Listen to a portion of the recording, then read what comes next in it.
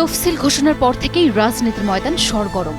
12 ফেব্রুয়ারি বাংলাদেশের ত্রয়োদশ জাতীয় নির্বাচন সামনে রেখে মনোনয়ন দাখিলের শেষ দিন 29 ডিসেম্বর পার হতেই আরেক দফা আলোচনার বিস্ফোরণ ঘটিয়েছে নির্বাচন কমিশনের ওয়েবসাইট। সেখানে উন্মুক্ত হওয়া প্রার্থীদের হলফনামা এখন সাধারণ মানুষের কৌতূহলের কেন্দ্রবিন্দু। বিশেষ করে তারেক রহমান, ডক্টর শফিকুর রহমান ও তরুণ নেতা নাহিদ ইসলামের মতো নেতাদের সম্পদের হিসাব। কে কতটা বদলেছেন, কার আয় বেড়েছে বা কমেছে, এসব তথ্য ঘিরে চলছে চুলচেরা বিশ্লেষণ, যা নির্বাচনী মাঠে নতুন উত্তাপ ছড়িয়েছে। ভোটের ময়দানে লড়াই শুরু হতে এখনো বাকি, কিন্তু তার আগেই উত্তাপ ছড়াচ্ছে টেবিলের উপরে নথিপত্র।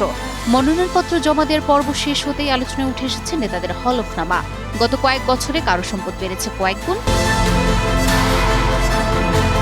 ত্রয়োদশ জাতীয় সংসদ নির্বাচনের হলফনামা বিশ্লেষণে উঠে এসেছে বিএনপির ভারপ্রাপ্ত চেয়ারম্যান তারেক রহমানের রাজনৈতিক ও আর্থিক জীবনের নানা তথ্য।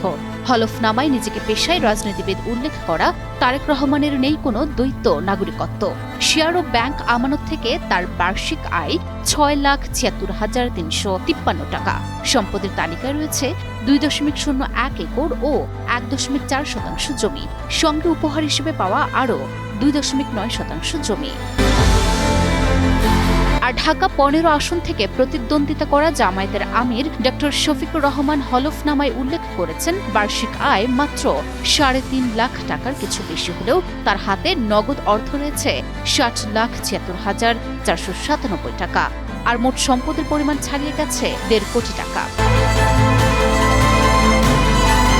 এদিকে ঢাকা 11 আসনে লড়ছেন এনসিপির আহ্বায়ক নাহিদ ইসলাম। শিক্ষাগত যোগ্যতা অনার্স পাস দেখিয়ে হলফনামায় পেশা হিসেবে উল্লেখ করেছেন পরামর্শক। তার বার্ষিক আয় 16 লাখ টাকা, নগদ আছে 19,50,000 টাকা। সব মিলিয়ে তার অস্থাবর সম্পদের পরিমাণ 30 লাখ টাকা। 2025-26 অর্থ বছর আয়কর দিয়েছেন 1,13,274 টাকা। এদিকে এনসিপির হাসনাত আব্দুল্লাহ এবং সার্জিস আলম, এই দুই নেতা এবার ব্যালটের লড়াইয়ে নামছেন যথাক্রমে কুমিল্লা 4 ও পঞ্চগড় 1 আসন থেকে। তবে হলফনামায় জমা দেয়া তাদের সম্পদের বিবরণীতে দেখা গেছে পেশায় ব্যবসায়ী হাসনাত আব্দুল্লাহর বার্ষিক আয় 12,53,539 টাকা। অন্যদিকে সার্জিস আলমের ব্যাংকে জমা আছে মাত্র 1 লাখ টাকা। হলফনামায় দেয়া তথ্য অনুযায়ী হাতে নগদ 3,11,128 টাকা। তার নামে দানকৃত কৃষি জমি আছে 16.5 শতক। ব্যবসা থেকে তার আয় 9 লাখ টাকা।